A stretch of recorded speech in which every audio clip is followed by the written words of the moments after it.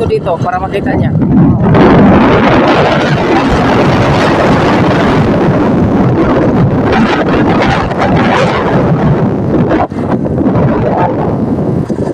Ano yung mga manukan to dito?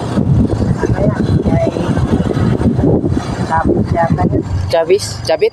Oo. Ah, dito na pala ang lusot.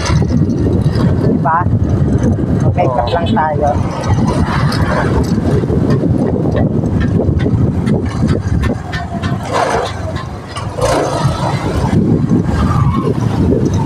Ito yung papasok ng kanilang subdivision.